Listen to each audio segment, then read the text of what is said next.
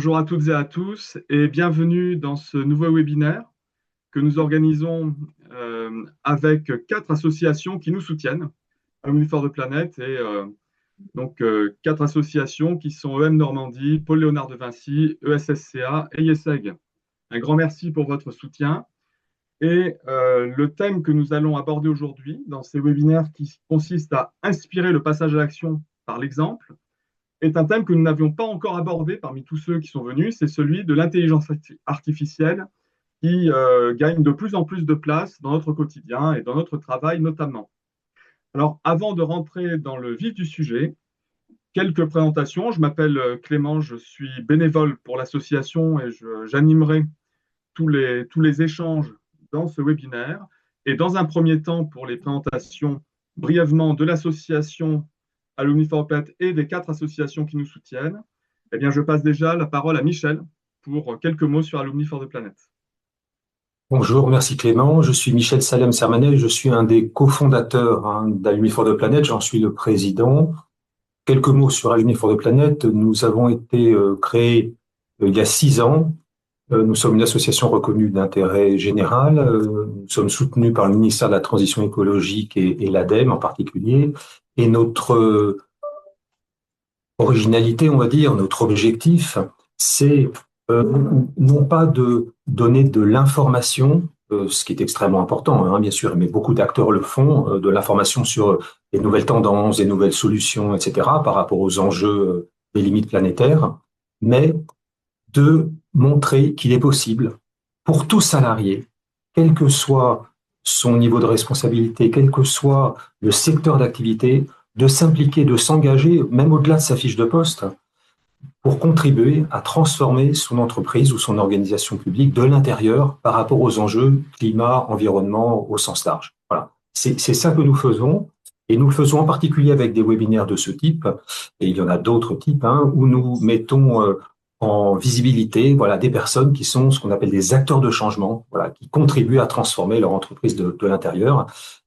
C'est quelque chose qui a un impact important, puisque vous le verrez, il y a un questionnaire qui sera qu'on vous demandera de renseigner en fin de webinaire. Et ce qu'on constate depuis 6 ans, c'est que 2 tiers des personnes qui assistent à nos webinaires indiquent leur intention de passer à l'action suite au webinaire. Donc ça montre que, comme l'a dit Clément, démontrer par l'exemple qu'il est possible de s'engager au sein de son entreprise ou de son organisation publique sur ces enjeux climat-environnement, c'est possible. C'est pas toujours évident parce qu'on se demande si c'est vraiment autorisé, si c'est bien vu par la hiérarchie, mais en fait, il faut même pas attendre qu'on vous autorise à le faire, il faut s'engager, puisque finalement, tous les dirigeants avec qui on en parle nous disent qu'ils ont besoin de la créativité et de l'implication d'un grand nombre de salariés pour réorienter le fonctionnement et la stratégie de leur entreprise. Je termine juste en disant que nous avons capitalisé, à la demande de l'ADEME notamment, capitalisé sur ces 6 années d'expérience et nous avons fait un ouvrage, un livre aux éditions Duno, préfacé par notre marraine, la marraine de l'association Alumni for the Planet, qui est Valérie Masson-Delmotte, où nous indiquons finalement comment s'y prendre, pour agir au sein de son entreprise. Et il y a également un best-of en quelque sorte de 4 femmes et 4 hommes qui témoignent de leur action au sein de leur entreprise. Voilà, je n'en dis pas plus. Je finis simplement en disant que bien sûr, ce n'est possible que parce que nous avons la chance de coopérer avec 4 associations d'alumni. Tous nos webinaires sont organisés avec des associations d'alumni et je remercie également encore une fois le soutien de l'ADEME pour l'organisation et le financement de cette activité. Merci Clément, je te repasse la parole. Merci Michel. Et effectivement, un grand merci aux 4 associations avec qui nous avons pu monter ce webinaire. Et pour cela, pour pouvoir dire un mot au nom des 4, je te laisse la parole, Domitille. Merci beaucoup Clément. Donc effectivement, je suis Domitille Ménard, je suis la déléguée générale de l'association Alumni EM Normandie et je prends la parole au nom des 4 organisations que sont l'ESCA Alumni, De Vinci Alumni, le club IESEG for Change et notre propre association. Et nous sommes très heureux de vous retrouver pour aborder ce sujet brûlant. Pourquoi nous avons décidé d'organiser ce webinaire avec Alumni for the Planet ? Planète parce que, en fait, nous représentons à nous quatre plus de 100 000 diplômés de business school, que nos quatre organisations partagent une conviction commune qui est le fait que le monde des affaires a un rôle à jouer dans la transition écologique et dans le management responsable. Donc, c'est pour cela que nous nous sommes rapprochés d'Alumni for the Planet, qui fédère les réseaux d'alumni, comme l'a dit Michel, et qui donne la parole aux alumni qui s'engagent en faveur de ces sujets-là. Donc, c'était l'occasion pour nous de créer un espace de dialogue. Et donc, nous espérons que vous apprendrez beaucoup de choses et que ça vous donnera envie de passer à l'action de votre côté. Merci beaucoup et bon webinaire à tous. Merci beaucoup, Domitille. Voilà, les introductions étant faites, nous allons passer sur le webinaire qui se fait en deux parties, puisque pour montrer l'action en entreprise avec l'exemple, il faut déjà pouvoir introduire le sujet et donc tous les enjeux que suppose l'utilisation de l'IA, qui est devenue extrêmement facile, extrêmement abondante. Des fois, on la voit arriver sans même qu'on ait demandé. C'est pourquoi, dans un premier temps, il va y avoir l'exposé qui sera fait par Lou Green de Data for Good sur tous les enjeux. Et ça, c'est la première moitié du webinaire. Il y a la présentation que va faire Lou. Pendant ce temps-là, vous pouvez poser toutes les questions que vous souhaitez par le chat. Et sur la deuxième moitié de sa présentation, donc qui est de la deuxième moitié de la première partie, on fera les questions-réponses. Je relayerai les questions qui sont dans le chat. Et puis ensuite, on passera sur la deuxième moitié du webinaire, qui est le témoignage de ce que Romain a pu faire dans son entreprise. Romain, qui au passage est passé par une des quatre écoles dont les associations sont notre partenaire aujourd'hui. Voilà, je vous rappelle qu'il y aura un petit sondage qui sera fait à la fin, je le rappellerai. Donc Lou, je te passe la parole. Merci beaucoup. Je vais partager mon écran.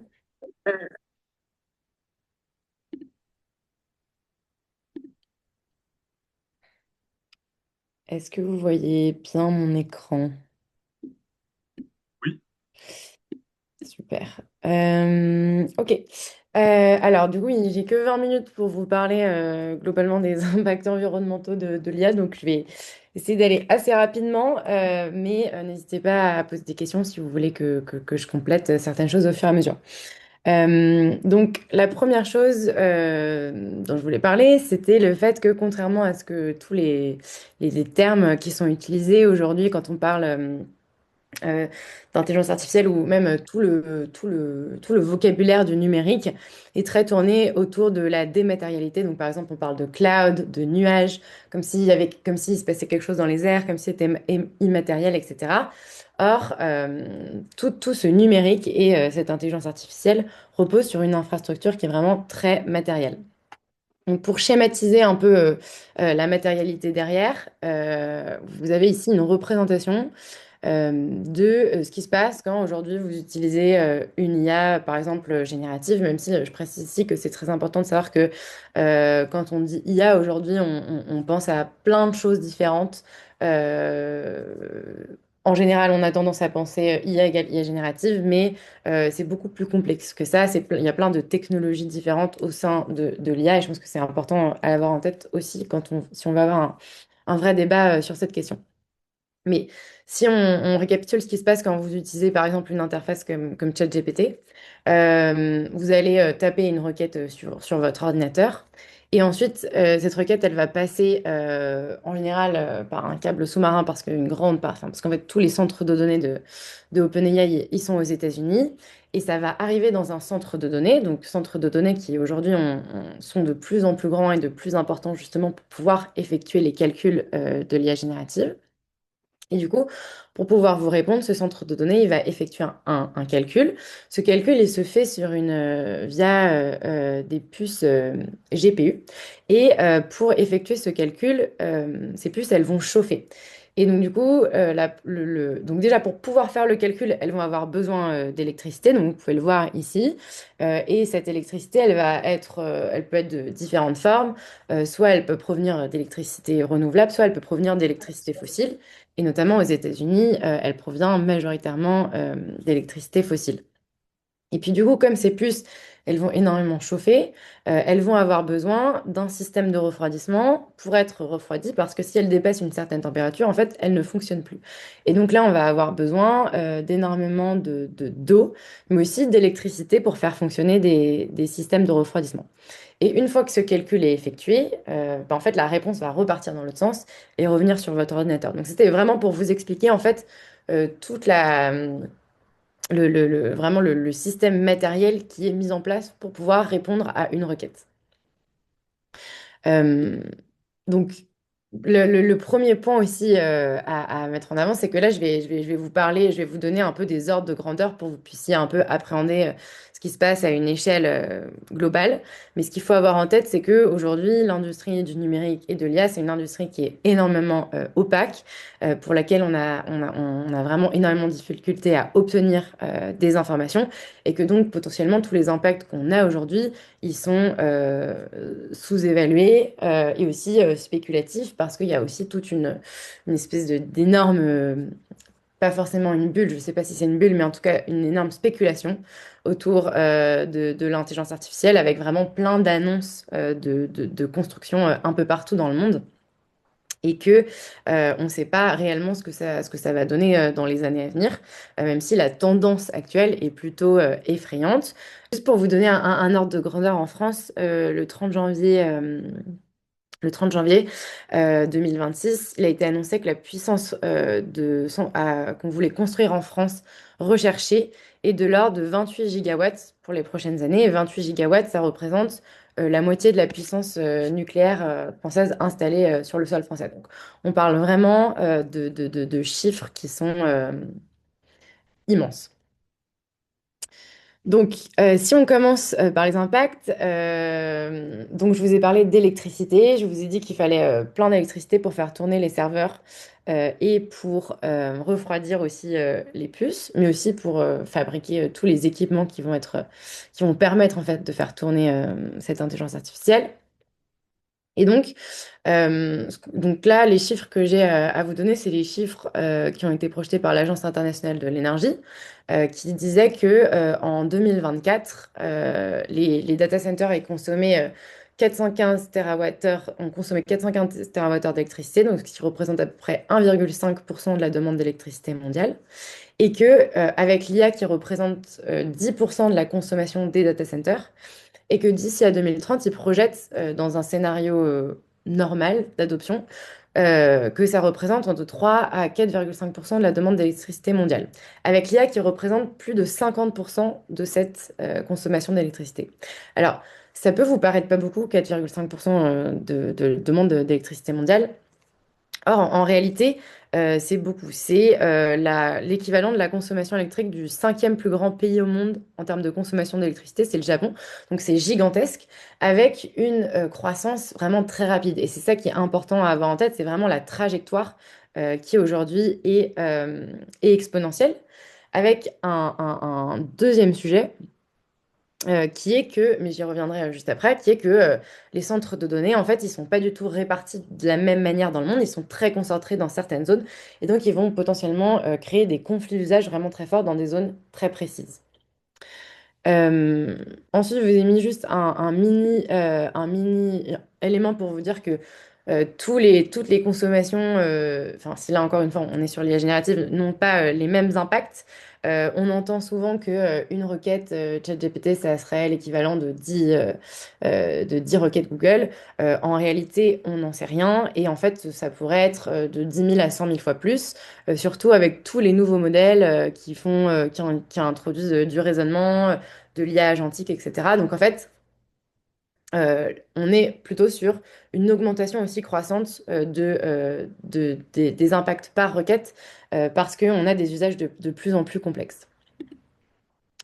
Et du coup, bah, pour produire toute cette électricité, il faut bien la fabriquer. Et ce qui se passe aujourd'hui, globalement, c'est que on est en train, pour répondre à cette demande qui, encore une fois, est très rapide, d'ouvrir beaucoup de nouvelles centrales à gaz, de prolonger la durée de vie de centrales à charbon dans le monde, en Inde, aux États-Unis, etc. Donc, en fait, on est en train le développement numérique croissant est en train de relancer l'électricité fossile, l'énergie fossile, et de relancer la construction de centrales à gaz un peu partout dans le monde. Et ces centrales, cette énergie fossile, elle génère du CO2. Parce que comme je vous le disais, les centres de données, ils sont vraiment localisés dans des zones très précises. Donc là, sur cette carte, on peut voir qu'il y a une énorme concentration de centres de données aux États-Unis. Ensuite, la deuxième région, c'est plutôt la Chine et l'Asie. Et puis ensuite, en Europe, on a aussi une très forte concentration de centres de données. Donc, et ces zones, en fait, elles ont des énergies qui sont plus ou moins carbonées. Donc, par exemple, aux États-Unis, on sait que 60% de l'énergie, elle provient de ressources fossiles. Et donc, on voit que la construction massive dans certaines zones vient encore plus accélérer une consommation énergétique fossile. Et en fait, ce qu'on constate aussi beaucoup aux États-Unis, c'est la création de centrales à gaz qui sont spécifiquement dédiées exclusivement au fait de fournir de l'électricité à des centres de données. Si vous avez des questions, je pourrais revenir plus en détail sur ces éléments. Mais du coup, ce qu'on observe aujourd'hui, c'est vraiment une augmentation gigantesque des émissions des entreprises du numérique. Donc là, sur ce graphique, vous pouvez voir une comparaison entre les objectifs de réduction d'émissions qui avaient été promis par Google, Microsoft, etc., et leurs émissions réelles. Donc on voit que Microsoft a augmenté de 30% ses émissions depuis 2019, donc ils sont 50% au-dessus de leurs objectifs, et Google de 50% par rapport à 2020. Euh, et aussi que beaucoup de géants du numérique ont décidé de retirer leurs engagements de neutralité carbone et de réduction d'émissions. Donc, on est vraiment sur un recul des objectifs climatiques. Ensuite, après l'électricité, bon, les centres de données ils consomment aussi de l'eau. Donc, comme je vous l'ai dit tout à l'heure, il y a besoin d'eau pour refroidir les centres de données. Il y a besoin d'eau pour aussi extraire les ressources et fabriquer les ressources minières et toutes les outils numériques qui permettent en fait de fabriquer les centres de données. Et puis, une grande part de la consommation d'eau, elle provient aussi de l'eau qui est nécessaire en fait à produire l'électricité, notamment enfin, pour alimenter les centres de données. Euh, et ce qu'on Excuse-moi de t'interrompre un observe, tout petit instant, Lou. Excuse-moi. J'ai eu un appel, plus il y a des demandes dans le chat. Est-ce que tu arrives à mettre ton écran un tout petit peu plus grand? Passer en ouais, plein écran. comme ça, Voilà, je pense que ceux qui ont un petit écran te remercient. Désolé, je te relaisse prendre la parole. pas de problème. Et du coup, ce qu'on observe aujourd'hui dans le monde, c'est pourtant qu'il y a plein de centres de données qui sont en train de se produire, enfin de se fabriquer dans des zones qui pourtant subissent des fortes sécheresses. Donc là, vous pouvez voir un graphique avec les zones où sont construits les centres de données. Et ça génère en fait des, euh, des conflits d'usage avec les citoyens, donc notamment par exemple au Chili ou en Amérique du Sud, il y a beaucoup de centres de données qui sont fabriqués, qui sont produits dans des zones où les populations sont déjà soumises à des restrictions d'eau. Donc ça veut dire qu'elles n'ont pas accès à l'eau en continu. Par exemple, parfois que certaines heures dans la journée ou que certaines heures sur une semaine. Et en parallèle, de nombreux centres de données qui viennent se plugger dans ces régions-là. Donc ça vient vraiment créer des conflits d'usage sur la ressource en eau. Euh, et puis aussi, ça nécessite, les centres de données, ça nécessite aussi beaucoup de minéraux et de ressources minières. Donc là, c'est juste pour vous montrer, pour essayer d'imaginer à quoi ça ressemble une mine. Alors, je suis désolée, je vois pas bien. Voilà. Donc là, vous pouvez voir sur le site, on voit la mine apparaître. Et en fait, quand on zoome, non, quand je mets en mode plein d'écran, ça met tous les points. On peut voir des mines qui font la taille de Paris. Donc, c'est des mines de charbon.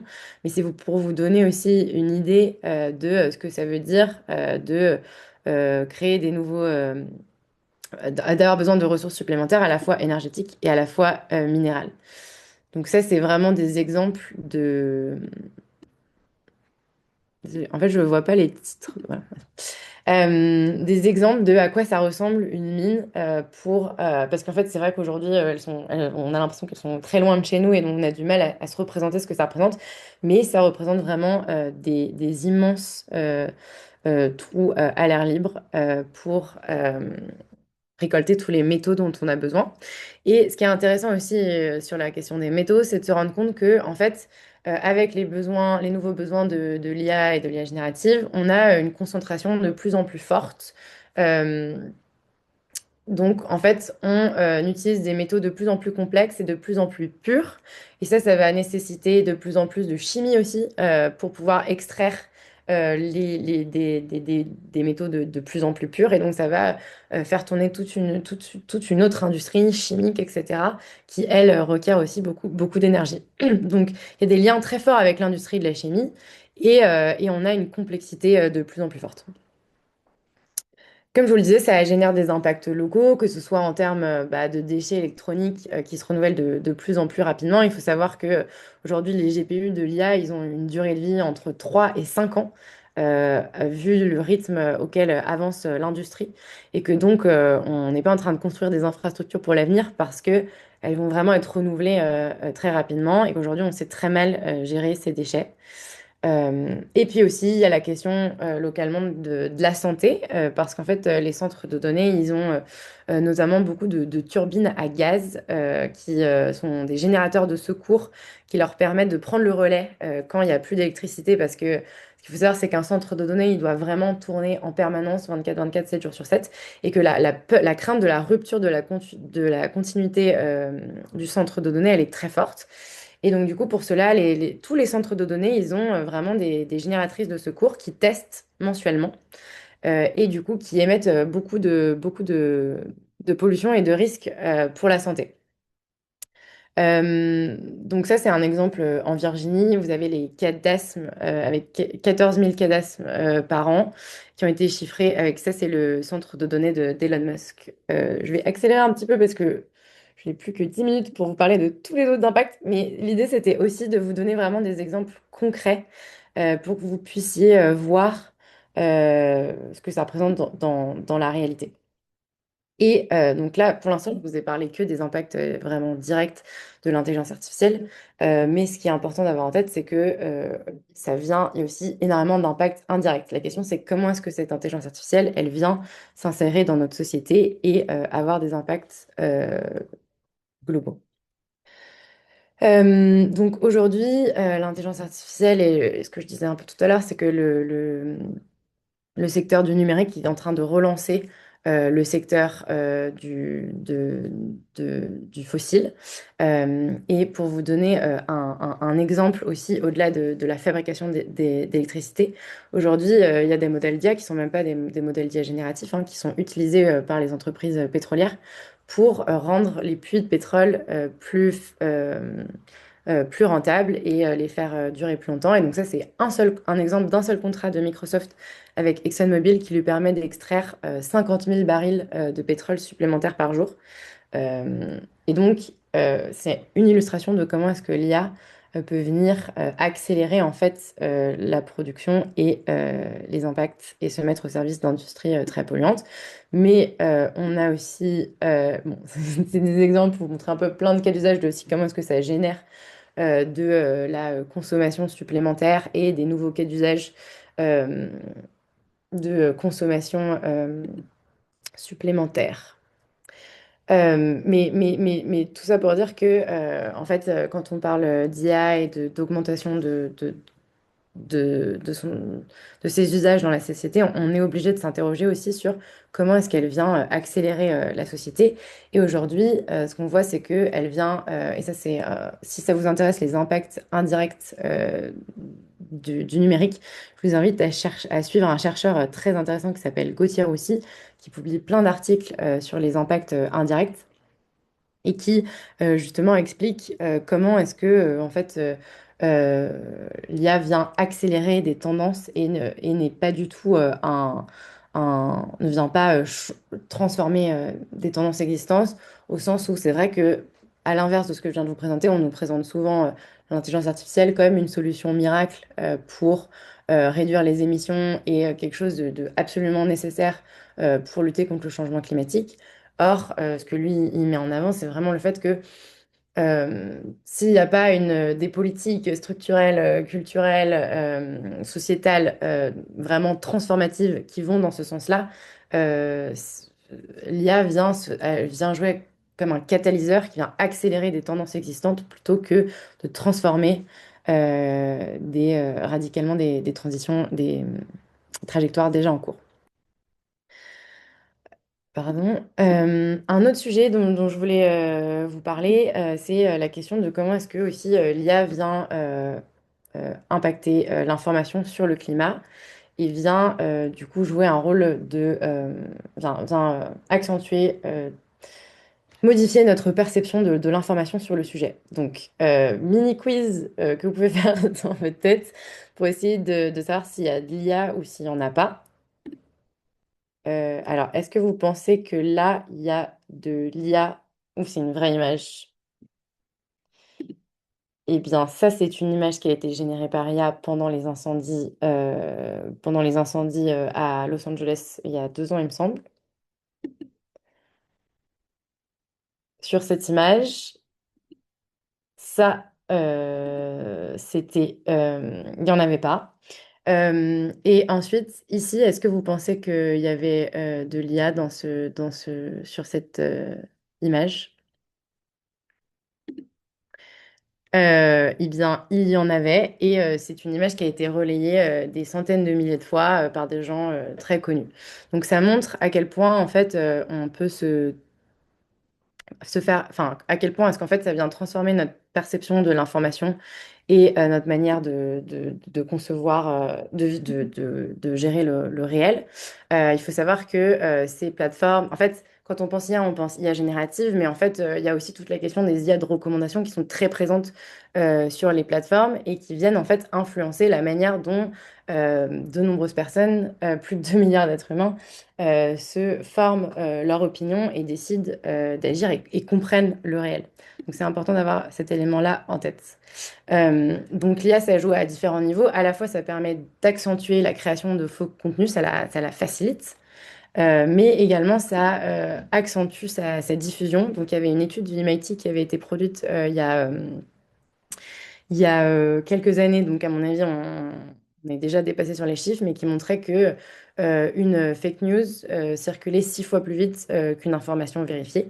Et donc, l'IA associée à la création, à la sophistication de la création de faux comptes, ça vient permettre d'amplifier beaucoup plus largement des contenus. Et ça a des conséquences très fortes sur notre perception de certains sujets et sur nos démocraties. Et si on reste sur la question de l'environnement, en fait, on devient moins enclin à adhérer aux mesures nécessaires à la transition écologique si en fait on est bombardé toute la journée de fausses informations et, euh, et, euh, et aussi que par ailleurs, tous les sujets qui sont enfin, urgents de transition et de réchauffement climatique sont silenciés, qui est le phénomène inverse sur les réseaux sociaux, c'est-à-dire que tous les sujets importants qui n'ont pas vocation à être forcément viraux ou ne répondent pas aux motifs d'amplification des algorithmes, vont être invisibilisés. Donc ça joue à 2 niveaux. C'est la désinformation est amplifiée et les sujets importants sont invisibilisés. Et ça a aussi des conséquences réelles sur sur des vies humaines parce que en temps de crise ou de catastrophe climatique, il y a des fausses informations qui circulent et qui notamment ont fait qu'aux États-Unis, des gens ont refusé de quitter leur maison parce qu'ils pensaient qu'ils n'étaient pas en danger alors qu'ils l'étaient très fortement, etc. Donc il y a des vrais impacts sur la vie des citoyens. Donc là, je vous ai beaucoup... Il me reste combien de temps?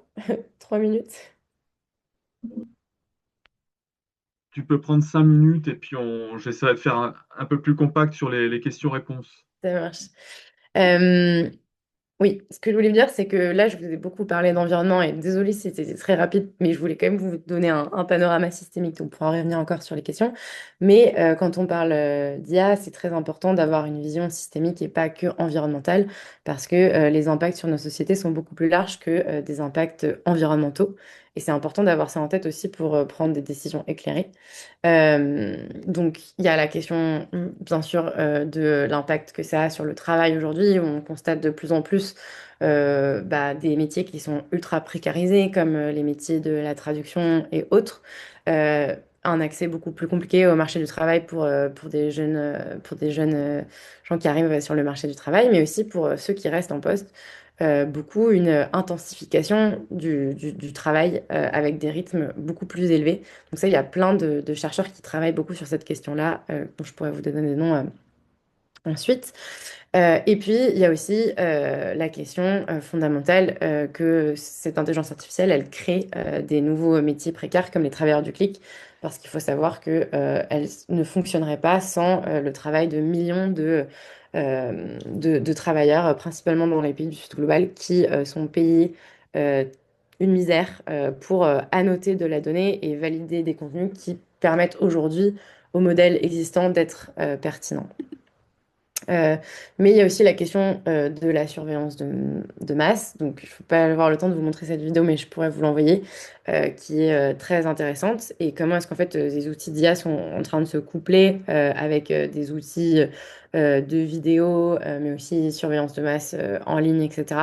Et ça met en danger nos libertés fondamentales de se déplacer, d'être anonyme et plein d'autres choses parce qu'en fait, la collecte de données de masse et son analyse massive est très dangereuse. Et aujourd'hui, on peut le voir, ne serait-ce qu'avec ce qui est mis en place par ICE aux États-Unis et Palantir pour expulser des réfugiés ou des personnes qui n'ont pas tous leurs papiers aux États-Unis.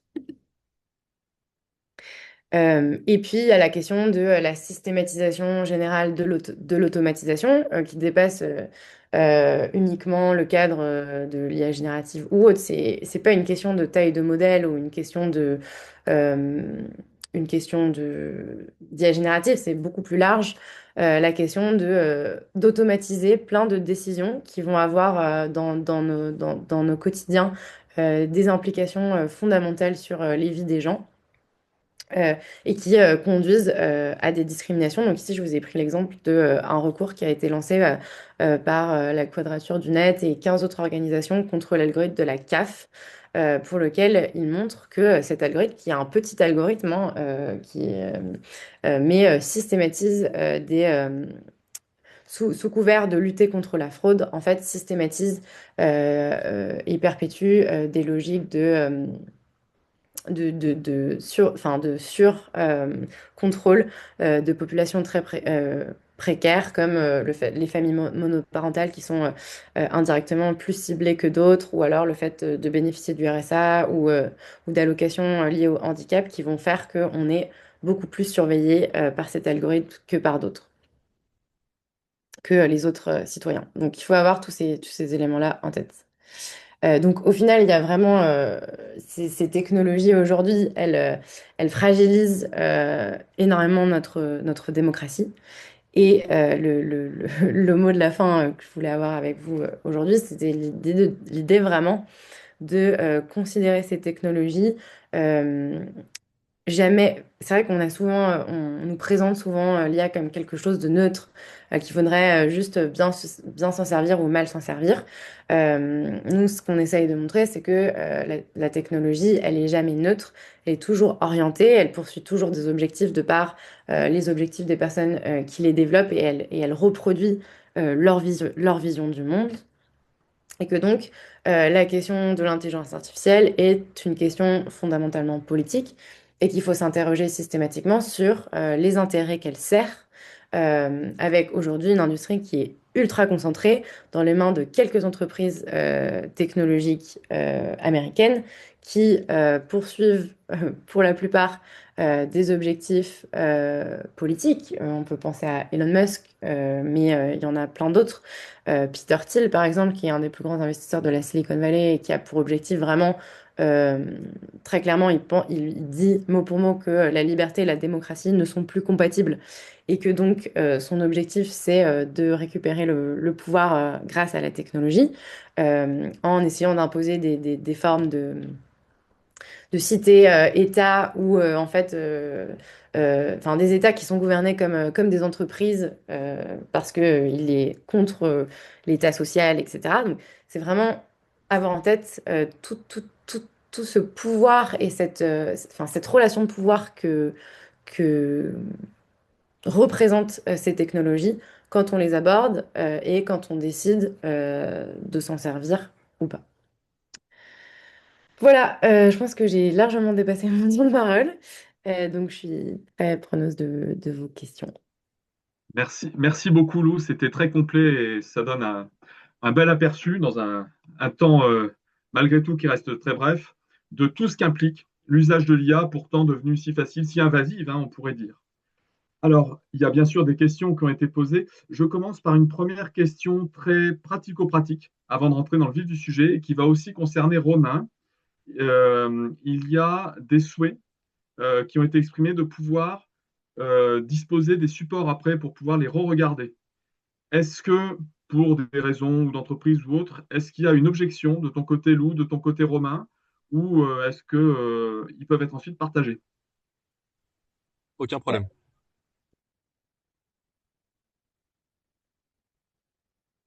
Et de ton côté, Lou? Faut que je vois. Je suis pas sûre à 100%, je suis désolée. Mais au pire, je pourrais envoyer quelques éléments. Oui, alors je l'avais mis Oui, sur ou le alors une bureau partie au moins. d'Arthur, mais peut-être que quelqu'un l'a pris. S'il vous plaît, il y a un micro allumé. J'ai pas ouvert. En fait, j'ai pas ouvert. Je sais S'il vous pas si plaît, c'est ça. vous pouvez couper les micros. Ah, merci. D'accord, ben, on verra. Donc, il y a au moins une présentation et peut-être des extraits de l'autre présentation qui vous seront transmis après. On verra ça. Alors, il y a une première question qui concernait l'usage de l'eau, à savoir, est-ce que lorsqu'il y a un tel usage de l'eau, c'est uniquement du volume d'eau qui est pris ou est-ce que c'est de l'eau potable qui est ensuite rendue impropre à la consommation en plus? C'est oui, enfin, c'est de l'eau potable, pas dans tous les cas, mais ça l'est. Et donc, oui, c'est des circuits. Je crois que c'est. Ah, je me souviens plus, je crois qu'aux États-Unis, c'est dans deux tiers des cas, mais je me souviens plus du chiffre exact. Donc, oui, c'est de l'eau qui est potentiellement potable, quoi. Je pense qu'après, ce qui est important de comprendre, c'est que il n'y a pas du tout les mêmes systèmes de refroidissement partout dans le monde. Aux États-Unis et dans pas mal de pays, on est dans des cas de consommation d'eau qui peuvent être très élevés de par l'utilisation d'une technologie par évaporation de l'eau qui refroidit, du coup qui consomme beaucoup d'eau, mais tous les data centers ne consomment pas la même quantité d'eau. En l'occurrence, on n'a pas ces tours d'évaporation en France. Ce qui n'empêche pas le fait que ça peut quand même créer des ressources locales. Je pense que ce qui est très important, c'est de comprendre que la ressource en eau, son impact environnemental, on est vraiment sur des équilibres très locaux et donc il faut vraiment à chaque fois regarder la situation particulière et qu'un tout petit prélèvement, ça peut avoir un fort impact si on est dans une zone qui est sujette à des sécheresses ou voilà, des difficultés d'approvisionnement en eau à certaines périodes de l'année. D'accord, merci. Donc, en résumé, c'est plus une question de privation de volume que de dégradation de la qualité sur l'eau qui est employée, du moins. Ou alors, s'il y a une dégradation, c'est plutôt un effet indirect. D'accord. Alors, une autre question, c'était pourquoi un parallèle entre localisation des centres de données et tension sur la ressource en eau, le conflit ne se pose-t-il pas plutôt en zone d'extraction, c'est-à-dire sur l'extraction des matériaux? Ah bah, j'ai donné des exemples enfin, proches de là où ils font fabriquer les centres de données, où il y a du coup ce conflit lié à l'eau, euh, lorsque les centres, enfin, il peut y avoir des conflits liés à l'eau dans ces zones-là, mais bien sûr, il y a aussi des conflits liés à la ressource en eau dans les zones de prélèvement minier, donc c'est pas du tout incompatible, hein. Oui. C'est juste pas au D'accord, même endroit. merci. Alors, il y a eu aussi beaucoup de remarques, donc je vais aller à l'essentiel déjà des premières questions. Il est 12h43, à 12h50, je passerai la parole à Romain pour tenir dans l'heure et demie impartie. Une remarque qui est une des dernières avec la question, vraiment, merci de présentation, relativement flippant, soyons honnêtes. Au regard des solutions et de la sensibilité sur ces sujets, pensez-vous qu'on soit dans la bonne direction? Quelles sont les actions concrètes qu'on peut mettre en place en tant qu'utilisateur, en tant que citoyen? Oui, mais je suis désolée, c'est pas forcément très réjouissant comme exposé. Euh, alors, au niveau des solutions, ben, enfin, je pense qu'on va enfin, la question déjà sur la direction, je pense qu'on va pas du tout dans la bonne direction. On est vraiment en train d'aller vers une croissance exponentielle de ces infrastructures et de leurs impacts dans nos vies, avec une espèce de course à l'IA énorme, que ce soit aux États-Unis où il y a vraiment Elon Musk et Sam Altman qui font des concours de tweets pour se dire bah, si toi tu fais un data center de 1 gigawatt, bah, moi j'en ai fait un de 10 gigawatts, etc. Donc c'est vraiment, il y a une forme de compétition généralisée à la taille de l'infrastructure et aussi au développement des modèles d'IA qui efface toute possibilité d'avoir ne serait-ce qu'une réflexion sur pourquoi est-ce qu'on construit toute cette technologie. Et en fait, systématiquement, la question des besoins, la question et des impacts est complètement évacuée. Et donc, on efface vraiment une course, mais on ne sait pas ce qui fera qu'on pourra ne serait-ce que gagner cette course, quoi. Donc on est dans une espèce de fuite en avant. Ce qui est intéressant quand même, c'est aussi de se rendre compte que il y a une fuite en avant sur la construction d'infrastructures et les modèles d'IA, etc. Mais dans les faits, les centres de données ne sont pas du tout utilisés en pleine puissance. Enfin, ils tournent autour je crois en moyenne, autour de 20% aux États-Unis. Donc il y a un petit sujet autour de ça qui est intéressant à creuser. Et puis, on vit à un moment où on nous impose des usages de l'IA partout, sans, pour la plupart, qu'on les ait demandés. Dans beaucoup de cas, par exemple, donc je sais pas, c'est pas encore le cas en France, mais par exemple, un peu partout dans le monde, quand on fait une recherche sur Google, maintenant, on est obligé d'avoir un résumé de Gemini, etc. Et donc, en fait, il y a plein d'endroits où la demande est poussée par les utilisateurs il y a beaucoup d'usages qui sont forcés. Et donc, du coup, qu'est-ce qu'on peut faire par rapport à tout ça? Bah, il y a beaucoup de choses à faire. Déjà, la première, c'est vraiment d'interroger les usages. Est-ce qu'on a besoin de toute cette technologie? Aujourd'hui, on nous force à mettre de l'IA partout, mais est-ce que c'est nécessaire? Une question qui est vraiment absente du débat aussi, c'est de se dire, mais en rajoutant cette IA, qu'est-ce que je crée comme dépendance supplémentaire et comme vulnérabilité supplémentaire en développant ces IA-là? Donc la première question, vraiment, c'est celle du besoin, en fait. Et du coup, ce qu'on essaye de défendre aussi avec Data for Good, c'est l'idée de promouvoir un complètement autre modèle numérique que celui que les géants américains sont en train d'essayer de nous pousser. Un modèle qui est une forme de course au gigantisme. On fait des centres de données tout le temps de plus en plus gros et on met de l'IA partout, et qui est propriétaire, privatisé, à un modèle qui serait beaucoup plus basé sur l'open source, sur l'interopérabilité, sur la décentralisation, et du coup qui fait que au lieu par exemple de construire plein de communs, enfin plein de solutions privées chères en plus, de beaucoup plus essayer d'être dans une approche où on construit des communs numériques euh, qui, euh, qui bénéficient à tous. Donc vraiment une logique beaucoup plus commun, open source, interopérable, qui est beaucoup plus au service des citoyens et des utilisateurs que les technologies actuelles. Merci. Oui, donc en résumé, déjà bien cibler les usages et évacuer tout ce qui est superflu, inutile, et puis aller vers des IA qui sont beaucoup moins gourmandes que les plus accessibles. Est-ce que c'est bien résumé? Bah, J'ai je été pense trop que simple. c'est pas exactement ce que j'ai dit, mais enfin, oui, enfin, en tout cas, c'est vraiment essayer d'avoir une question, en fait, aborder la question de l'IA de manière systémique. Et comme on l'a vu, c'est pas qu'une question d'impact environnemental, parce que vous avez vu que des tout petits modèles qui peut-être consomment très peu peuvent avoir des conséquences sociales catastrophiques quand on les met dans des positions de prendre des décisions automatisées qui impacte vraiment la vie des gens. Donc en fait, on devrait avoir une réflexion. Et nous, ce qu'on aimerait, c'est qu'il y ait vraiment un débat national où on décide beaucoup plus démocratiquement. Parce qu'aujourd'hui, on nous impose des choix qui ont des conséquences gigantesques dans nos vies, de décider collectivement comment est-ce qu'on veut que le numérique, de manière plus générale, prenne part dans nos vies. Et je suis convaincue qu'il y a plein d'endroits où il ne devrait pas y avoir de décision automatisée pour protéger les gens. Voilà. Merci. Et d'ailleurs, il y a beaucoup de remarques et de contributions dans le chat, donc je remercie toutes les personnes qui participent dessus. Je ne peux pas tout relayer dans le temps imparti, il reste à peu près 2 minutes, mais notamment sur des actions citoyennes, des conférences accessibles, des compléments d'information qui ont été donnés.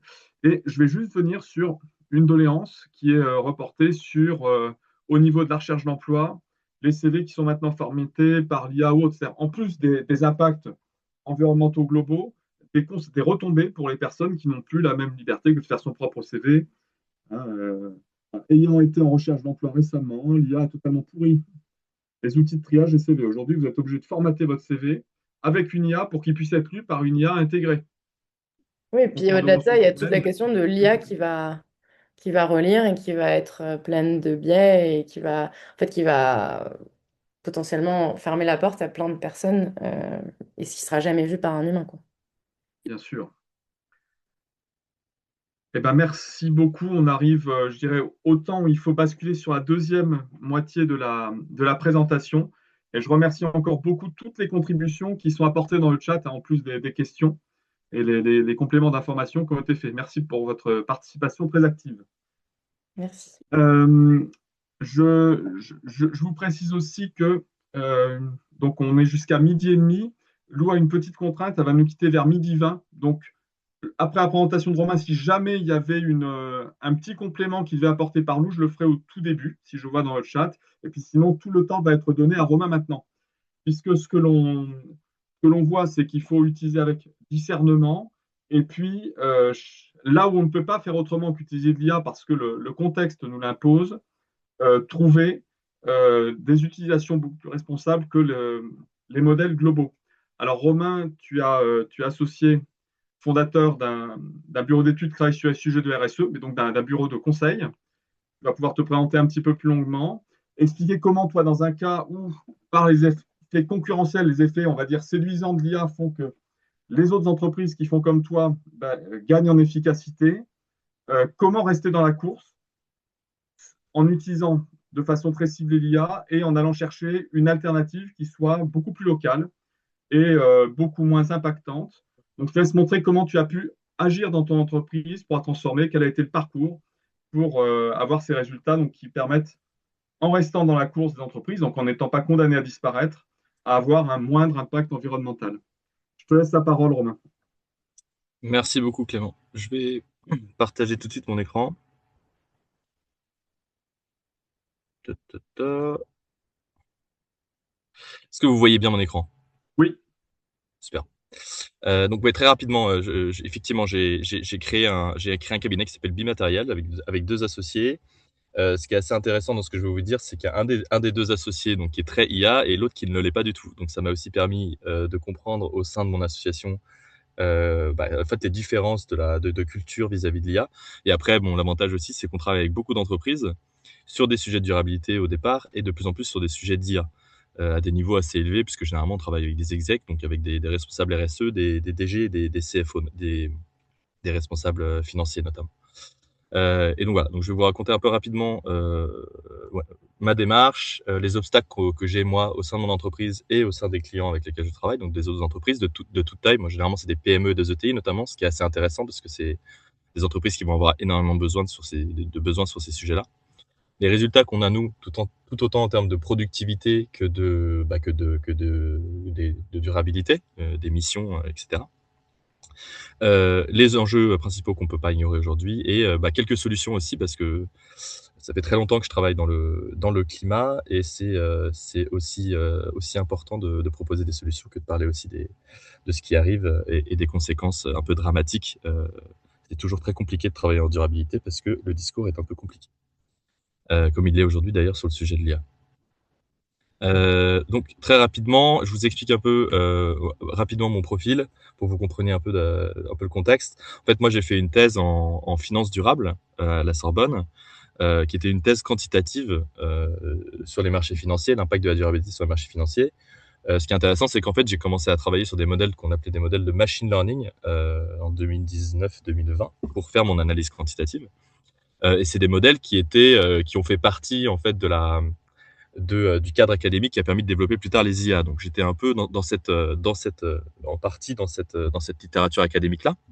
Donc j'ai commencé à explorer les premières utilisations de modèles assez tôt, avec le prisme de la durabilité que j'ai depuis que je suis étudiant et depuis que je suis dans ma carrière professionnelle. Donc assez rapidement, après ma thèse, moi, et pendant ma thèse, j'ai fait beaucoup de conseils. Assez rapidement, bon, c'était pas tout de suite, mais à partir de 2022-2023, il y avait déjà des premiers modèles, pour ceux qui se penchaient dessus, qui étaient exploitables dans le cadre du conseil, quoi, dans le cadre de production, euh, de missions pour des clients. Donc j'ai commencé à utiliser ça assez rapidement et donc également assez rapidement, j'ai commencé à comprendre qu'il y allait avoir des impacts assez dramatiques de ce sujet-là parce que les technologies commençaient à se développer, tout autant des impacts négatifs comme on les voit aujourd'hui, bien sûr, comme tout, à chaque fois qu'il y a une nouvelle technologie en fait. Mais là, on parle vraiment d'une technologie qui va vraiment avoir un impact énorme. Mais aussi des impacts positifs que ça pouvait avoir parce que c'est toujours le sujet. C'est-à-dire comment est-ce que, en fait, j'en parlerai un peu rapidement, mais comment est-ce qu'on peut utiliser un outil pour le bien et pour le mal, entre guillemets, et les solutions qu'on peut mettre en place. Donc assez rapidement, non, parce que ça a quand même mis 4-5 ans, j'ai créé mon cabinet, qui était porté sur du conseil en durabilité, mais aussi en regardant de très proche ce qu'on pouvait faire en IA et ce qui était les meilleures solutions pour. En même temps, je fais du conseil en RSE et en stratégie, donc je travaille avec des entreprises qui doivent optimiser leur chiffre d'affaires, et c'est toujours un sujet malheureusement. Et en même temps, j'essaie de parler de durabilité et de trouver des solutions durables le plus possible. Voilà, donc le sujet et ce qui est assez pratique, c'est que moi, mon background, c'est la finance durable. Donc, j'ai aussi beaucoup travaillé avec le fait que est-ce que finance et durabilité sont compatibles? Et j'étais déjà à l'époque sur le sujet que la finance est un outil. Donc, comme l'IA est un outil, soit on l'utilise de la bonne façon, soit on l'utilise de la mauvaise façon. Donc, évidemment, ça va dépendre de nous et de notre utilisation de cet outil pour que on va essayer de faire en sorte que l'impact soit pas trop dramatique. On n'a pas trop réussi pour l'instant avec le monde de la finance. Très rapidement, pour donner un tout petit peu de contexte, donc je pense que c'est inutile un peu de rentrer trop dans les détails techniques, mais on pourra si vous le souhaitez. En fait, aujourd'hui, ce qu'il faut comprendre, c'est que il y a un peu un combat entre, comme d'habitude, hein, entre les solutions européennes et les solutions américaines et chinoises, qui sont issues de mentalités différentes. Nous, en France, on a la chance, je l'estime en tout cas, d'avoir un acteur qui s'est positionné sur la problématique de l'open source et qui est très axé sur la durabilité et sur ce souci-là. Et donc, déjà au niveau des États-Unis, il y a vraiment deux types d'acteurs, enfin il y a deux grands acteurs, pour moi en tout cas, qui sont ChatGPT d'un côté et Claude de l'autre. Et Claude qui est déjà très positionné sur les sujets de durabilité par rapport à ChatGPT, sachant que pour aller plus loin, évidemment, enfin, sur ces sujets-là, il y a le sujet de Mistral. Donc, ce qui est important de comprendre quand on parle d'IA aujourd'hui, c'est, enfin pour moi en tout cas, c'est les solutions open source contre les solutions grand marché. Les solutions open source, c'est que par exemple, il y a beaucoup d'acteurs, dont Mistral, qui donnent des modèles d'intelligence artificielle, qui les mettent en open source, c'est-à-dire qu'ils sont réexploitables. Donc ça, c'est assez central pour comprendre un peu ce que je fais moi. C'est qu'en fait, on peut utiliser des modèles gratuits et les installer sur des machines dont on est propriétaire et faire tourner ces modèles-là sur nos machines. C'est des modèles qui sont moins puissants, mais suffisants pour faire beaucoup de choses en tout cas. Et donc du coup, c'est sur ça qu'on s'est positionné nous. C'est essayer de comprendre dans quelle mesure on pouvait utiliser de l'open source sur nos machines en local. Notamment, on a la chance en France d'avoir un mix énergétique qui est assez positif, enfin positif, qui est grâce au nucléaire qui dépense pas trop d'émissions, enfin qui émet pas trop d'émissions. Et en plus, on a la chance d'avoir un champion européen de l'open source qui permet de constamment donner des nouvelles solutions. Et donc, pour bien comprendre la problématique, c'est que Claude, par exemple, est donc une solution américaine de Anthropic, est positionnée sur la durabilité, mais on a beaucoup de mal à comprendre quelles sont les émissions de Claude parce qu'il ne communique pas trop dessus, alors que Mistral a publié ce qu'on appelle un ACV, donc une analyse de cycle de vie. Donc Mistral donne toutes les informations qu'il a réussi à trouver sur les émissions de la création de ces modèles et de son entreprise. C'est une solution qui est européenne et donc du coup qui a des serveurs en Europe. Mais en fait le problème, c'est que les modèles qui sont open source sont un petit peu moins puissants et un peu plus techniques à mettre en œuvre. Donc ça, c'est un des gros sujets. C'est qu'aujourd'hui, par exemple, typiquement, Claude, qui est en train de vraiment prendre le lead sur les modèles IA, Claude, de toute façon, va d'une certaine manière exploiter les données et utiliser des serveurs qui sont aux États-Unis. Il y a des solutions européennes, mais c'est encore assez flou ils sont encore assez flous sur leurs émissions. Nous, par exemple, typiquement, ChatGPT, on est complètement parti de ChatGPT, notamment depuis qu'ils ont filé toutes leurs informations au gouvernement américain, mais depuis un petit peu avant aussi, parce que on est obligé pour des sujets de performance de commencer à utiliser de façon intelligente Claude, mais le must pour nous, c'est Mistral, c'est le champion français qui se positionne sur l'open source et qui va permettre, il va avoir un vrai sujet de souveraineté au niveau de ce modèle-là et comment est-ce qu'on va utiliser un écosystème en France et en Europe pour contrer les systèmes américains qui sont toujours voilà, un peu particuliers. J'espère, je suis désolé, j'ai déjà pris beaucoup trop de temps de slides, je vais essayer d'avancer un petit peu. Donc voilà, pour comprendre notre si tu approche. peux focaliser sur la démarche, voilà, la démarche que tu as eue pour amener ça dans l'entreprise. Ça marche, ouais, très bien. Donc en fait, c'est ça qui est important à comprendre, c'est qu'il y a un sujet qui est technique en fait sur l'utilisation des modèles. Et que tout le monde ne peut pas comprendre comment on met en place Mistral, tout le monde n'est pas au courant de comment mieux utiliser Claude, et donc du coup, il y a vraiment ce sujet-là, et il y a encore beaucoup de gens qui sont sur ChatGPT parce que c'est le modèle qui est arrivé en premier sur le marché, alors que ChatGPT a vraiment, pour moi, des impacts éthiques et des impacts environnementaux qu'il faut absolument éviter. Donc, moi, je suis déjà dans une démarche de boycott de ChatGPT versus Claude pour l'instant et Mistral. Alors, je vais avancer rapidement.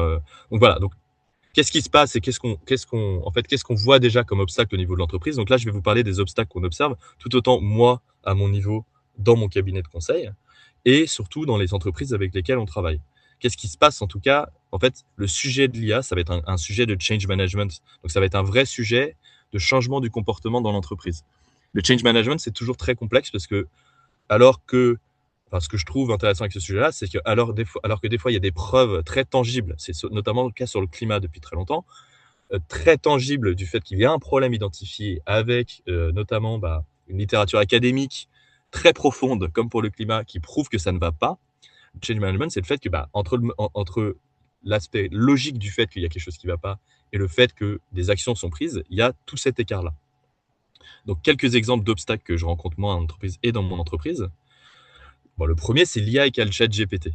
Donc, c'est le cas aussi de beaucoup de gens de mon entourage, c'est que, en fait, personne ne fait naturellement de veille technologique sur l'IA parce que déjà, c'est un enfer parce qu'il y a des trucs tous les jours. Et donc, du coup, c'est beaucoup plus facile de se dire, bon, de toute façon, ChatGPT, par exemple, fait suffisamment pour moi, donc je continue d'utiliser ChatGPT, sans même parler forcément de sujets de durabilité derrière. Alors que, en fait, ChatGPT, non seulement n'est plus le meilleur modèle en termes de performance, n'est plus le meilleur modèle en termes d'expérience utilisateur, et est très loin d'être le meilleur modèle en termes d'impact climatique et d'impact éthique. Et notamment d'impact éthique, parce que vraiment, la preuve avec l'échange de données entre le gouvernement américain et ChatGPT, alors que Claude s'est opposé à certaines utilisations des données, notamment celle de construire des robots avec de l'IA complètement indépendants de la décision humaine, sur laquelle Claude s'est opposé. Alors ChatGPT est venu récupérer le mandat en disant nous on s'en fout, ce qui est quand même complètement grave. Il faut savoir que par exemple entre le modèle ChatGPT et le modèle Claude a été créé par un des fondateurs initiaux de OpenAI, qui est l'entreprise qui a créé ChatGPT, parce que OpenAI n'était pas assez éthique. Donc Claude, c'est la grande sœur, petite sœur éthique de ChatGPT. C'est super important à comprendre, parce qu'en plus, quand un Américain qui va sans doute faire rentrer son entreprise en bourse, c'est déjà important de savoir qu'il y a un des CEO en termes de gouvernance qui s'en fout de l'éthique et l'autre qui ne s'en fout pas. Surtout avec la force de frappe qu'ils ont aujourd'hui. Donc, la première chose qu'on essaie de faire, nous, c'est de faire comprendre que l'IA, c'est pas ChatGPT. Bien au contraire, c'est beaucoup plus complexe que ça, et que ChatGPT n'est plus une solution compétitive pour beaucoup de sujets. Il y a le scepticisme, donc il y a évidemment, bien sûr, beaucoup de gens. Alors malheureusement, c'est vrai qu'en termes de compétitivité, le fait est que je pense que l'IA va être quelque chose d'extrêmement important pour la compétitivité des entreprises, la mienne comme celle de mes clients. Et donc il y a aussi ce scepticisme de base de cette méfiance qui est justifiable, mais il ne faut pas que ce soit une méfiance en termes de rejet, il faut que ce soit une méfiance en disant comment est-ce qu'on intègre l'IA sans justement en essayant de faire face à ces méfiances et en les contrôlant plutôt qu'en fermant les yeux en disant c'est pas pour nous, on s'en fiche, alors que de facto ça ne sert pas vrai. En fait, il faut mieux prendre ça en compte maintenant et essayer de gérer et de trouver les bonnes solutions que de se dire que c'est pas un sujet, c'est trop dangereux, c'est etc. Parce que de toute façon l'IA arrive, c'est malheureux, mais avec les nouvelles technologies c'est comme ça. C'est comme quelqu'un qui aurait dit en 2000 que l'internet c'était pas pour eux. Malheureusement si. Donc, c'est un peu le deuxième sujet auquel on fait face. Il y a le sujet dont on a déjà un outil déployé. Donc, ça, c'est le vrai truc qu'on voit aujourd'hui. C'est que les Américains ont mis le grappin, les Microsoft, les GAFA, etc. Et qu'il y a beaucoup d'organisations qui ont déjà signé des mandats avec des AI dont, en tout cas, on n'a pas du tout de visibilité sur l'exploitation des données, ce qui est fait avec les données, où les données sont utilisées pour entraîner les modèles d'après. Et donc les GAFA sont positionnés là-dessus. On est sur beaucoup de clients qui ont déjà des outils déployés sans avoir eu le temps de se dire est-ce qu'on a le meilleur modèle, est-ce que c'est plus efficace, est-ce qu'il émet beaucoup, c'est quoi les conséquences éthiques en consommation d'eau, évidemment, c'est pas des questions qu'on s'est posées. Il y a déjà beaucoup de gens, par exemple, qui se sont engagés avec Microsoft Copilot, alors qu'en plus que Microsoft n'est pas forcément le plus malevolent des acteurs. Il y a beaucoup de gens qui travaillent sur Copilot, alors qu'en plus de ça, c'est pas du tout une solution compétitive en termes d'efficience aujourd'hui, et qu'on ne sait pas trop ce que Microsoft fait avec ses données encore aujourd'hui. Donc il y a aussi ce sujet-là en fait, il y a déjà beaucoup de gens qui sont engagés avec des outils et ils savent pas du tout les utiliser, les impacts que ça a, et comment ça peut impacter l'impact environnemental et social de ces outils-là, qui sont généralement les premiers sur le marché, comme d'habitude sur ces problématiques-là. Ce sont des solutions américaines, alors qu'il y a des solutions françaises qui existent. Une mauvaise compréhension du ROI, donc de pourquoi est-ce qu'on utilise ça et comment est-ce qu'on utilise ça au mieux. Donc il y a aussi beaucoup d'entreprises qui se disent c'est la même chose un peu que le premier sujet, c'est que c'est cool d'avoir un chat qui me rédige mes emails, alors qu'aujourd'hui les entreprises qui vont être le plus compétitives sur le sujet, c'est celles qui vont comprendre que l'IA c'est pas ChatGPT, c'est pas comment améliorer mon email ou améliorer le titre de ma présentation. L'IA, c'est tout un ensemble d'écosystèmes qui sont mis en œuvre pour qui peuvent permettre vraiment d'améliorer l'efficience en entreprise de façon intelligente. Il y a tout un sujet derrière le sujet du ChatGPT qui doit être évalué, qui va permettre, si c'est fait intelligemment et que le change management est bien accompli, il y a une acculturation et une sensibilisation de rendre les entreprises plus compétitives. Et ça, c'est aussi assez mal compris. Et la couche de trop. Alors ça, je connais très bien parce que j'ai fait de la finance durable et j'ai fait du conseil en durabilité. Déjà qu'on a assez de problématiques en France, notamment avec les PME et les ETI, à rester compétitives, notamment depuis 2-3 ans. Alors, rajouter une couche à, OK, c'est comme la finance, en fait. La finance, c'est quelque chose de très complexe. La finance de marché, c'est très complexe. La finance d'entreprise, c'est complexe aussi. Venir rajouter de la durabilité à de la finance, ça rajoute une couche de complexité. Et aujourd'hui, on a ce qu'on appelle une surcharge cognitive. C'est-à-dire que déjà que dans les entreprises, comme la mienne inclus, on est surchargé, on travaille beaucoup sur plein de sujets différents. Déjà, on est content d'avoir notre chat GPT qui nous permet d'économiser du temps sur nos emails et nos titres de présentation. Et déjà qu'on a des gens qui nous parlent du fait qu'il faut être plus productif, il faut le mieux utiliser cet outil. Alors, à rajouter là-dessus alors par contre, attention, éthiquement, voilà ce qui se passe, voilà la dimension environnementale, faites attention, utilisez Mistral, qui est plus compliqué techniquement et un petit peu moins performant. Bah, en fait, on est dans une surcharge cognitive complète. Et en fait, ça va tellement vite aussi que il n'y a pas le temps, alors que en fait, les choses avancent très vite et qu'on va très vite se retrouver enfin, c'est déjà le cas toujours, hein, mais dans ça va être un sujet géopolitique massif de savoir quels outils sont utilisés où vont ces données-là. Et si toutes les données européennes et françaises fuient vers des serveurs américains, ça va être un sujet géopolitique. Enfin, ce l'est déjà, en fait. Surtout quand on voit qui est à la tête de la gouvernance des États-Unis. Donc, il y a aussi ce sujet-là, que c'est trop, c'est too much. Les gens, ils peuvent pas faire ça. Et même la Commission européenne, sur les sujets de l'IA et sur le sujet de la durabilité, a dû rétro-pédaler récemment parce que le sujet, c'est la compétitivité et c'est plus la durabilité. Donc, il y a vraiment cette problématique-là en plus. C'est pour ça que c'est important qu'il y ait de plus en plus de gens qui parlent de ça et de s'éduquer sur le sujet. Voilà, très rapidement. Il reste à peu près 5 minutes, Romain. Ok. Pour ta présentation. Est-ce que tu peux vraiment centrer sur ce que tu as fait dans l'entreprise pour amener le changement? Ouais, bien sûr. Alors, ce que j'ai fait dans l'entreprise, donc très rapidement, je ne sais plus à quel slide ça correspond. Ce qu'on a fait dans l'entreprise, c'est qu'il y a cette acculturation. Bon, moi, heureusement, j'en parle beaucoup avec mes associés. Je suis toujours le premier à parler des nouveaux modèles. Et donc, en fait, ce qui est assez intéressant, c'est un peu, de toute façon, c'est ce que je dis, hein, les 5 trucs les 5 obstacles dont j'ai parlé, c'est les obstacles auxquels je fais face.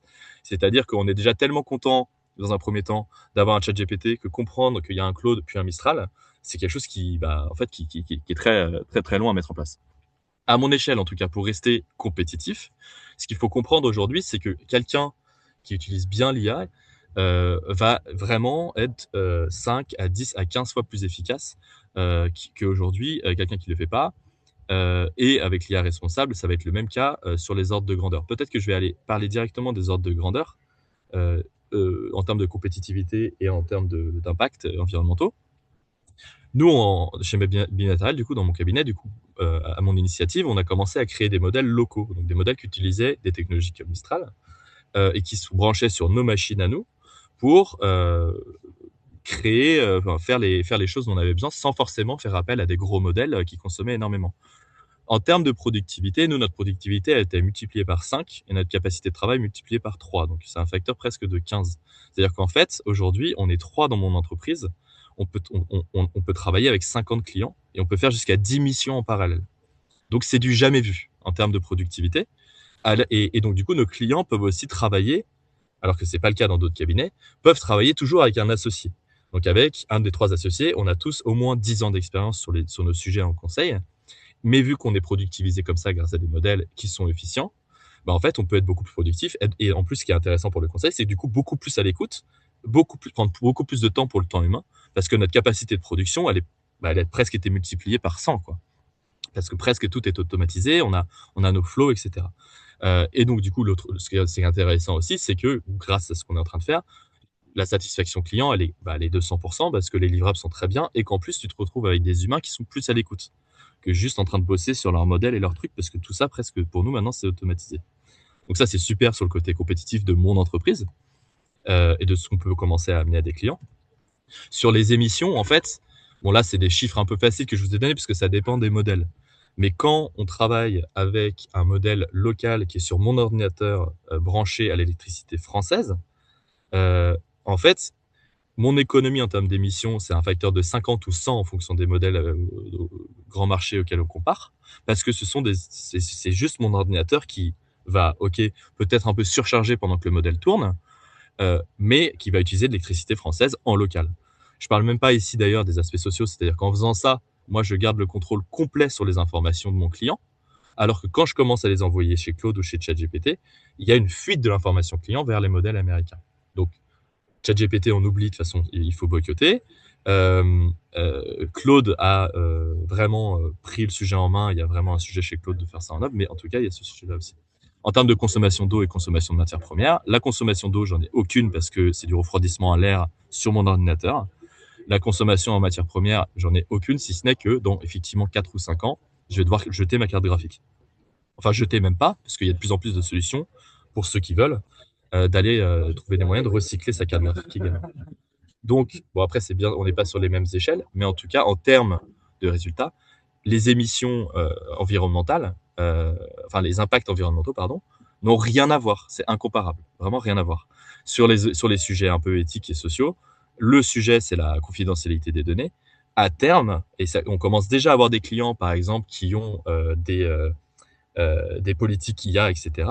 À terme, utiliser des solutions locales ou des solutions comme Mistral, pour moi, ça va être inévitable parce qu'il va y avoir une prise de conscience massive et il va y avoir les premières fuites de données, tout ça, d'utiliser des modèles locaux et notamment d'utiliser Mistral dans son entreprise plutôt que des solutions américaines. L'autre aspect de ça, rapidement, désolé, je vais dépasser encore un tout petit peu.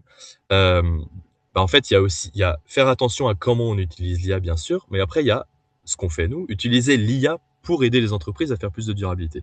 Un des gros sujets qu'il va y avoir, c'est qu'aujourd'hui, notamment dans le sujet de la RSE, par exemple, il y a beaucoup de temps qui est consacré par les équipes RSE à transformer l'information, transformer les données et faire du reporting, plutôt que faire de l'action, aller sur le terrain. L'IA va complètement enlever ce besoin-là. C'est-à-dire que créer des rapports, préparer des données pour son investisseur, préparer une notation, etc., etc., tout ça, ça va être presque rendu à zéro quand l'IA sera bien développée par les bons acteurs. Et du coup, les entreprises vont pouvoir, les responsables RSE vont pouvoir se pencher beaucoup plus sur les sujets RSE que sur les sujets de reporting et de transmission de l'information. C'est sur ça qu'on travaille aussi beaucoup. Voilà. Alors ça, on en a déjà parlé, Lou, on en a déjà parlé, donc je vais passer très rapidement sur les solutions compétitives aujourd'hui. Donc aujourd'hui, donc je vous encourage à vous renseigner sur ces problématiques-là parce que déjà, donc sur les grands modèles, on a un truc qui s'appelle Claude for Work où, par exemple, typiquement Claude va ne pas utiliser s'engage à ne pas utiliser les données pour faire de l'entraînement. Claude s'est engagé sur une trajectoire avec des énergies renouvelables et c'est le seul département à avoir un département AI Safety. Donc, ils sont positionnés sur le sujet éthique, même si ça reste des acteurs américains. On a le sujet Mistral, parce que Mistral a aussi des gros modèles de marché pour lesquels il faut payer et des modèles open source. Mistral va se positionner très fortement sur ce sujet-là et essayer de rester compétitif avec les Américains. Et tout ce qui est le sujet du local et de l'open source, parce que aujourd'hui, vous allez sans doute voir dans votre entreprise des spécialistes qui vont arriver pour installer des solutions open source en circuit fermé, où les données ne sortiront pas de l'entreprise. Et ça aussi, ça va être un très très gros sujet. Alors, il y a aussi l'IA Act, je vais passer, mais en tout cas, en Union européenne, on est en train de se positionner sur le sujet, donc il y a un contexte réglementaire qui va encadrer l'utilisation de l'IA, ce qui n'existe pas aujourd'hui dans les autres pays, à quelques exceptions près. Et je vais partir très rapidement, parce que je sais que j'ai plus beaucoup de temps et que 20 minutes, ça passe super vite. Je vais vous dire très rapidement les 3 gestes concrets qu'on peut faire aujourd'hui et ce que je retiens, moi, de mon expérience pour l'instant. C'est se former, en fait. C'est tout bête, mais et pas attendre, en fait, que quelqu'un vienne vous former, bien sûr. Aujourd'hui, vous avez toutes les ressources sont en ligne.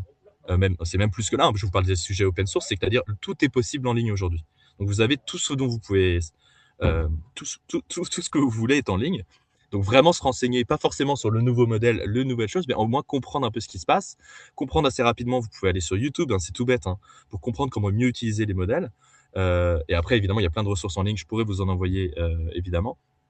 Et se former pour comprendre les problématiques de l'IA, parce que, et vous le savez tous parce que vous êtes venus à cette conférence, ça va être inévitable, que ce soit le sujet de l'IA, le sujet de l'IA et de la durabilité, mais comprendre un peu ces modèles-là et comment ça va impacter socialement à une échelle systémique la société, c'est ultra important. Il y a le sujet du right sizing.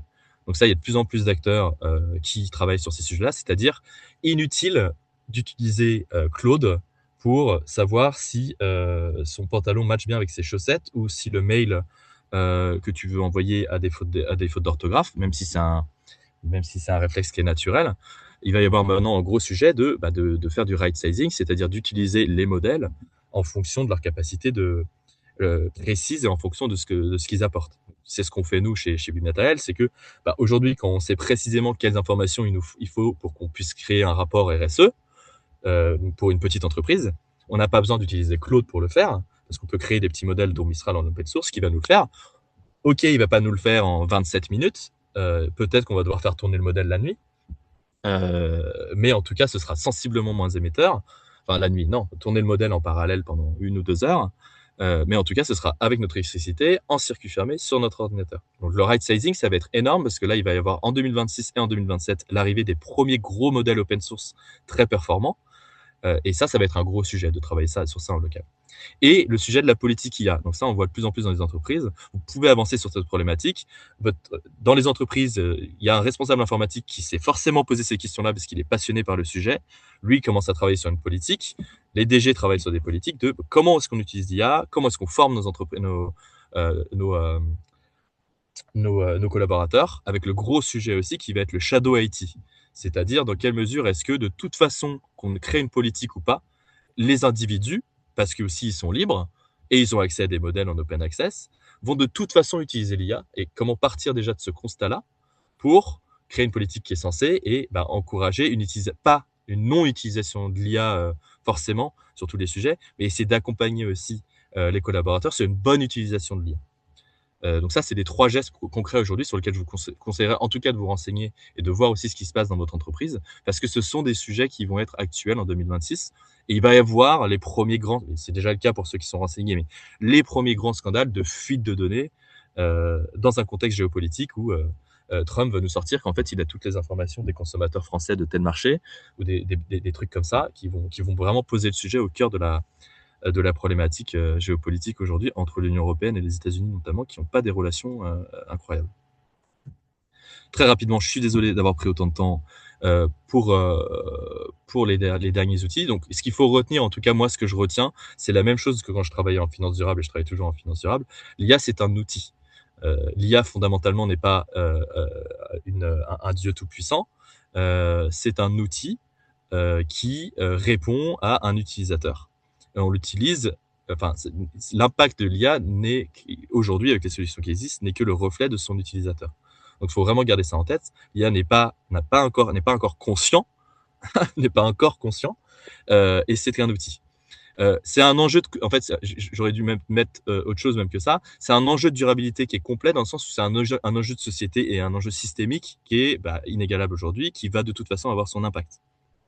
Il est systémique puisqu'il va avoir un impact sur le marché de l'emploi, il va avoir un impact sur le bien-être au travail, il va avoir un impact géopolitique, il l'a déjà, un impact sur les émissions, sur les inégalités. C'est impossible aujourd'hui de parler d'IA sans parler de durabilité. Je dis ça bien sûr parce que je suis biaisé, mais à partir du moment où c'est un sujet systémique qui va avoir un impact social et sociétal énorme et environnemental, on ne peut pas ne pas parler d'IA sans parler de durabilité.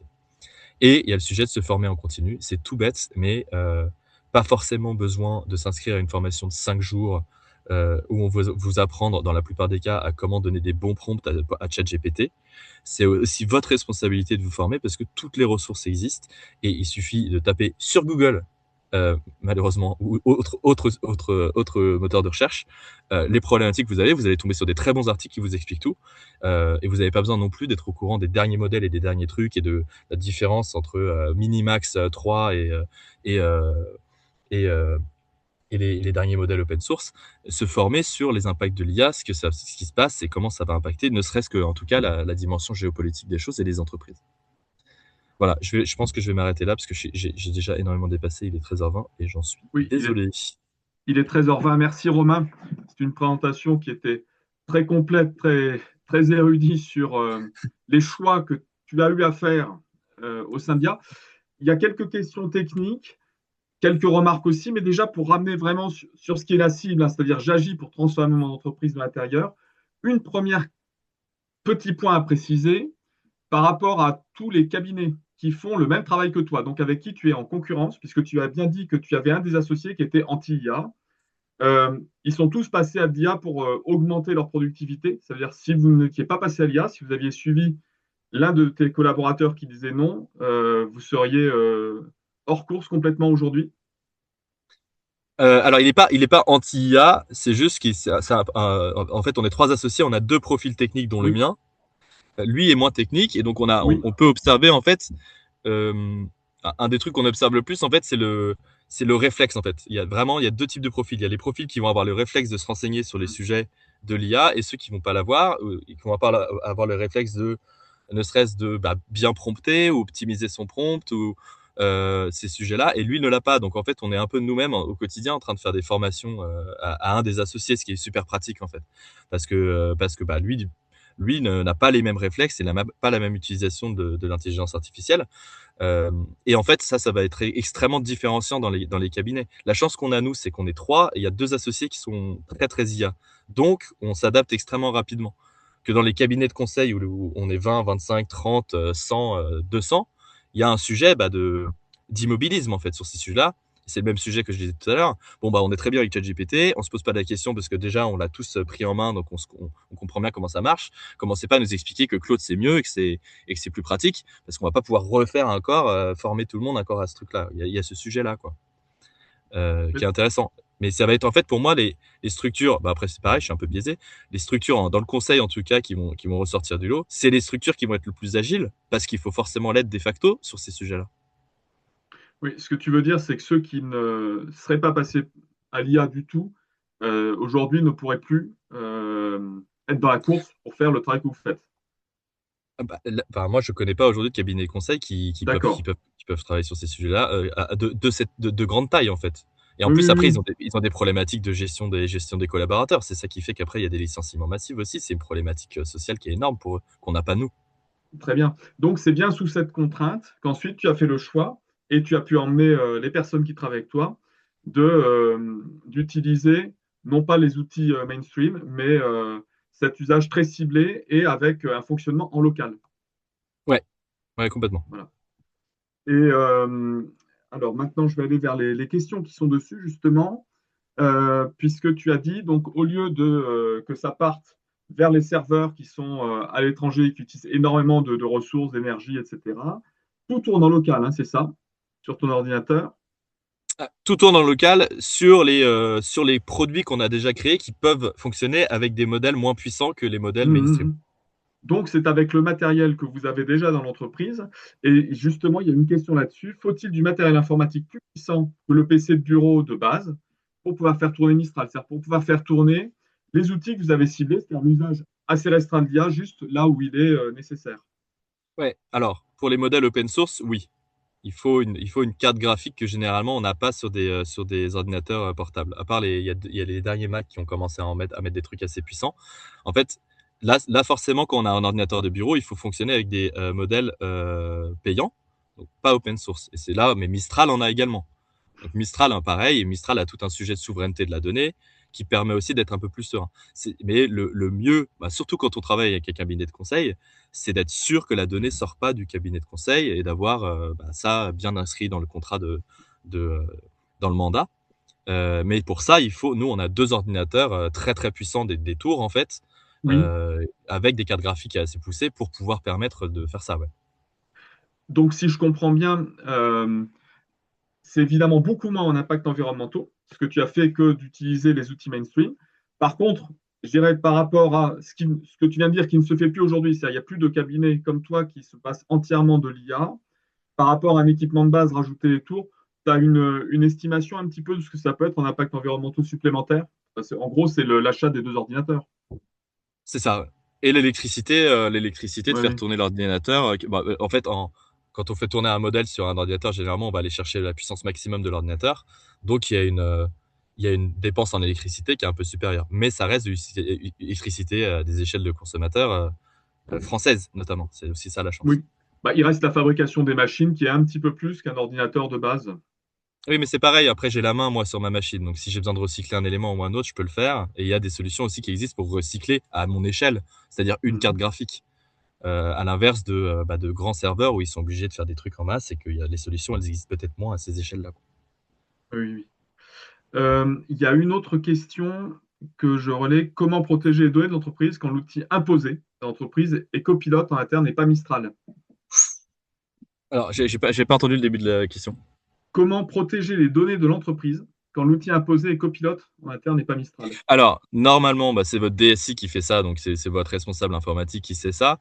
Normalement, Microsoft a quand même tout un écosystème pour garantir que l'utilisation des données est pérenne. Heureusement d'ailleurs, parce que Microsoft, on l'utilise tous depuis 25 ans. Donc, vu qu'on est dans l'écosystème Microsoft, c'est quand même un peu plus safe. Copilot, c'est du Microsoft. Le sujet de Copilot, c'est qu'il est sensiblement, enfin pour moi, hein, sensiblement moins performant que les autres modèles de marché. Donc, c'est des sujets aussi, moi, pour des gens de mon entourage, c'est qu'il y a un sujet de formation, c'est que un très bon ami à moi qui est notamment dans une grande banque française se dit c'est un sujet pour ma carrière parce qu'il faut que j'aille travailler dans une entreprise qui me permet d'utiliser d'autres modèles, sinon je ne vais plus être compétitif. Mais ça, c'est un autre truc. Et je vais te relier une dernière question avant de finir par la question de la fin, puis de passer à la conclusion, puisqu'il est 12h27. Les IA comme Euria sont-elles réellement mieux positionnées sur les sujets environnementaux et sociaux, en particulier utilisation d'énergie dégagée par les data centers, protection des données? On parle de Euria. Ouais, oui, c'est mieux. Oui. C'est mieux. Le sujet qui va toujours y avoir, c'est le compromis que vous êtes prêt à faire en termes de puissance de la communauté d'utilisateurs pour les gens un peu plus techniques, c'est-à-dire que c'est toujours bien d'avoir beaucoup d'utilisateurs pour faire des feedbacks et améliorer la solution, mais c'est souvent un sujet de performance. C'est là où les Américains sont très bons en fait, c'est qu'ils misent tout sur la performance. Donc oui, effectivement, aujourd'hui, par exemple, typiquement, aujourd'hui, alors on parle, donc là en avril 2026, Claude en termes de performance est pour moi inégalé. Ils sont en train de créer des choses qui sont inégalables en termes de performance, et pas par Mistral notamment aujourd'hui, même si Mistral est quand même encore super bien positionné, mais sensiblement moins performant. Merci pour cette réponse, Romain. Donc, je mets juste une petite question finale pour te laisser le mot de la fin avant de passer à la conclusion du webinaire. Qu'est-ce que tu conseillerais aux personnes qui sont en entreprise, donc ont peut-être moins de flexibilité quand c'est un cabinet avec 3 associés, qui ont envie d'amener le changement sur les questions d'IA dans l'entreprise, où de l'IA a été amené et où ils sont conscients qu'il y a des outils mieux du point de vue environnemental et social, enfin de l'ensemble des impacts, que ce qu'ils ont en place? Faut parler alors je sais pas, ça dépend des échelles de l'entreprise, mais en fait, c'est forcément un sujet au service informatique et pour votre DSI, déjà. Parce que les gens qui sont en informatique, c'est ceux qui ont vu venir le truc depuis 5 ans. Ils ont forcément une réflexion sur ces sujets-là. Il y a forcément aussi quelque chose qui se passe dans votre entreprise sur des problématiques, parce qu'aujourd'hui, personne n'ignore ça. Et généralement, les gens obsédés par la performance de l'entreprise, donc typiquement le CFO et le DG, ou les N-1 ont réfléchi à ce sujet-là. C'est un sujet de compétitivité. Donc, essayez de regarder autour de vous s'il y a des problématiques. Et je pense que si vous-même, vous voulez lancer une initiative liée à ce sujet-là, vous allez avoir des gens qui seront à l'écoute parce que c'est un sujet pour tout le monde. Donc, dans les entreprises avec lesquelles on travaille, il y a des gens qui se sont réunis pour commencer à travailler sur ces problématiques-là. Renseignez-vous sur le fait que est-ce qu'on a une charte IA, est-ce qu'on a une politique IA, est-ce qu'il y a des réflexions qui ont avancé sur ces sujets-là. Ça va être auprès de votre service informatique aussi qui a dû réfléchir à ça. Il faut savoir que les gens qui sont dans votre service informatique, dans leur vie personnelle, c'est impossible qu'ils ne soient pas en train d'utiliser Claude Code, par exemple. Donc, ils savent, ils connaissent. Voilà, donc tous ces sujets-là, c'est essayer de vous renseigner autour de vous parce qu'il y a forcément un intérêt quelque part et un intérêt commun. Et après, les gens qui sont obsédés par la productivité ou les gens qui sont obsédés par l'informatique, ils vont avoir quelque chose à dire sur cette problématique-là. Merci beaucoup, Romain. Et d'ailleurs, il y a eu dans le chat une réaction. Merci pour cette réponse claire. Donc déjà, bien se rapprocher des services techniques pour ensuite pouvoir remonter vers la direction et amener les changements s'il y a besoin. C'est impossible que votre DSI ne soit pas complètement passionné par le sujet. Et bien sûr, comme on dit, les services CRSE, il y a la remarque qui est faite aussi dans le chat où il faut pouvoir emmener tout le monde, mais déjà avec la connaissance technique déjà au départ. Merci beaucoup pour ton intervention. Merci à Lou aussi qui a dû nous quitter un peu plus tôt. Et ainsi qu'aux 4 associations grâce à qui nous avons pu monter le webinaire, à Michel qui est intervenu au début et surtout à Kelly qui était très très discrète, qui est notre salarié et sans qui toute l'organisation du webinaire, tout le fait que ça tourne dans le webinaire n'aurait pas pu se faire. Il y a donc la vidéo entièrement qui sera mise sur notre chaîne YouTube. On verra pour pouvoir vous transmettre les supports, au moins celui de Romain et peut-être une partie de celui de Lou. Et n'oubliez pas qu'il y a un petit sondage qui vous est transmis. Alors, il a été mis dans le chat, mais vous êtes envoyé. Il est très rapide, de façon à bien voir ce que vous retirez du webinaire, comment vous vous sentez pour pouvoir vous engager à votre tour. On voit qu'il y a plein de solutions pour pouvoir agir, quel que soit le niveau, que vous soyez dans une petite structure que vous fondez ou employé dans une grande entreprise pour pouvoir amener le changement, déjà être conscient, s'informer. Un immense merci à vous tous et au plaisir de vous voir. Il y a un prochain webinaire Alumni for the Planet la semaine prochaine, le 21 avril à 18h, sur le domaine de la santé. Un autre sujet rapidement, si je Oui. peux me permettre une petite Vas-y, remarque. vas-y. Je vais vous envoyer ma présentation avec mon contact. N'hésitez pas si vous voulez discuter de ces sujets. Moi, ça m'intéresse énormément. Parfait, merci beaucoup Romain. Encore un grand merci à toi. Merci. Bonne journée à Bonne vous. journée et merci pour votre participation à tous ceux qui ont suivi le webinaire.